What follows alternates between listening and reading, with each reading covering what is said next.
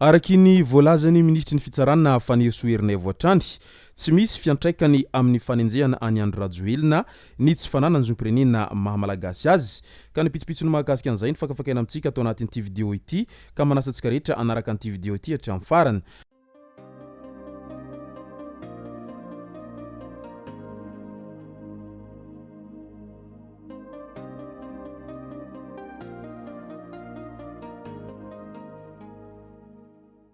Ny tonga tsy miarahaba hono namantesitra ka dia faly miarahaba isika rehetra mpanaraka tsy tabaka an'ity chaîne ity ny tenako amin'ity androandroany ity. Araka an'izay efa natsipiko zay dia ny mahakasika ny fanambarany Faniry Soerinaivo no tena iompanan-tsika atao anatin'ity vidéo ity. Fa mialohan'izay dia andao aloha resantsika ireto tsara ho fantatra manaraka ireto. Raha ny fantatra mantsy dia nisy ireo mpiasa ao amin'ny HCC izay tompon'andraikitra ambony ao amin'ny fitsarana avo mobalalam-pandrohina izany no voalaza fa nametra-pialana ary niparitaka eran-tambajotran-tserasera Facebook sy ny gazety izay mivoaka isan'andro izany fametraham-pialana ny ireo olona telo izay niasa teny anivon'ny HCC izany. Nilaza fa tsy nametra-pialana ireo mpikambana misa telo izay efa nisoloina ireo taorian'izay fanambarana izay hatrany.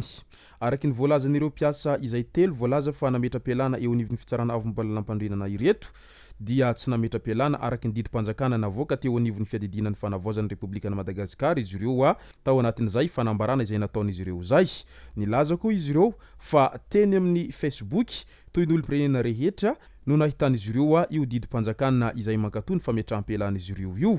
Ireto mpitsara ireto izay nilaza ny tsy hangina manoloana izany démission izay tsy nataon'izy ireo izany amin'izao fotoana izao raha ny fanazavana izay nentin'izy ireo ihany teny amin'ny HCC Ambohidahy tamin'iny andron'ny omaly iny. Efa misy ho izy ireo ny fampiresahana momban'izany. Marina fa efa notendrena taorian'izay ihany koa ireo olona telo izay nisolotena azy ireo ho mpikambana eo anivon'ny HCC izay hatrany. Ka ny fanontaniana mipetraka raha araka izany raha toa ka tsy nametra-pialana ireo olona telo izay voalaza fa nanao taratasy fametraham-pialana amin'ny asan'izy ireo teny anivon'ny HCC izay dia izara ireo izay nanao sonia an'izay taratasy ho fametraham-pialana izy ireo zay ary inona marina no ambadika an'izay ho fametraham-pialana izy ireo zay raha toa ka izy tenany ihany nefa dia manda fa tsy nametra-pialana izay tao anatin'izao raha fametraham-pialana izy ireo izao. Ao anatin'izay raha izay hatrany dia hita fa nakeny avoloha ireo mpikambana nilaza ho tsy nametra-pialana ireo taoriny nahatongavan'izy ireo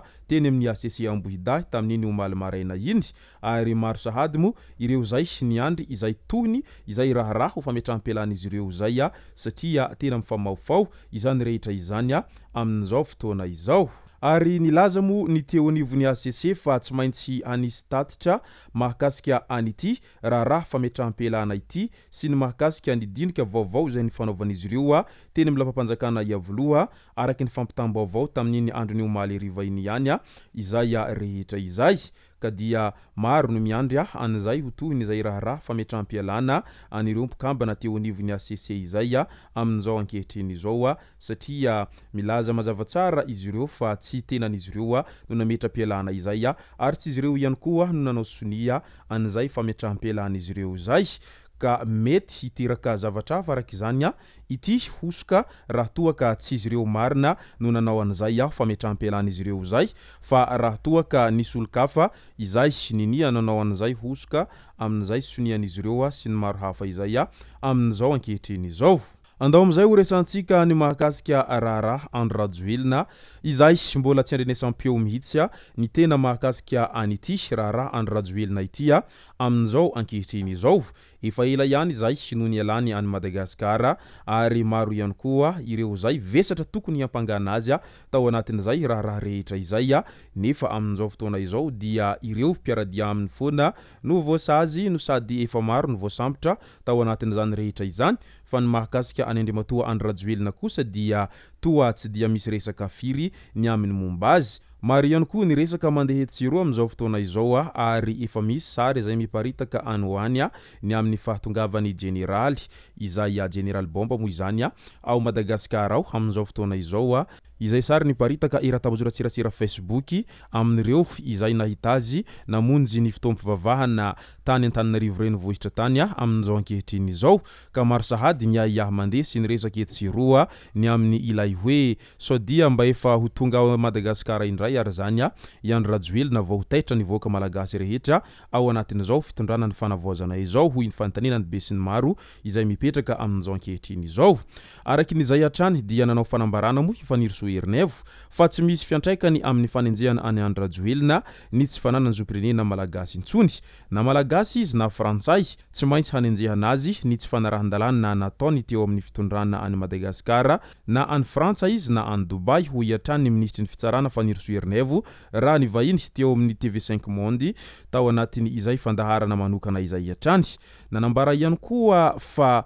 fitoriana misa telo mahakasika ny Iandro Rajoelina no efa eny anivony teny miram-pirenena mba ahafahana mitondra ny raharaha eny anivony Haute Cour de Justice mba hizorana makany amin'ny fiampangana an'ity filoha teo aloha ity. Fitoriana izay hodinihana eny amin'ny teny miram-pirenena hatramin'ny volana Janoary hoy hatrany ny nambarany ministry ny fitsarana mahakasika an'ity raharaha Andro Rajoelina ity hatrany. Midika izany fa tsy misy ho afabela izany ao anatiny ity raharaha Andro Rajoelina ity fa ireo rehetra izay nanao tsy mety sy ireo rehetra izay voasaringotra ao anatiny izay rehetra izay dia tsy maintsy ahazo sazy izay sahaza azy avokoa ary tsy maintsy hoenjehina farakin'izay mafy raha izany fanambarana nataony ministry ny fitsarana izany no zoina antsakany sy andavany dia ataoko fa tsy misy ho afabela ary tsy misy ho afaka ao anatin'izay hoe tsy maty manota intsony izay zany manomboka izao fotoana izao ary aingany tokoa tena ho izay ny zava-misy satria tena mijaly sahirana ny vahoaka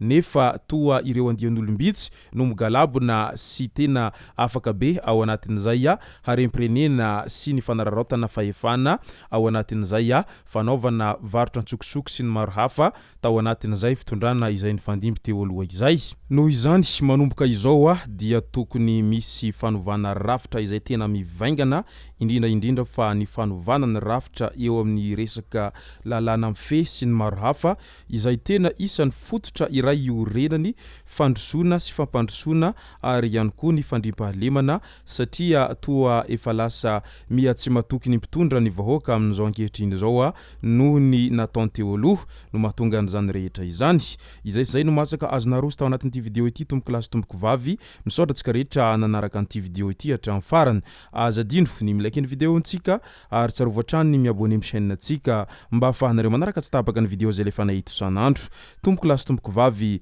makasitraka dia mirary soa.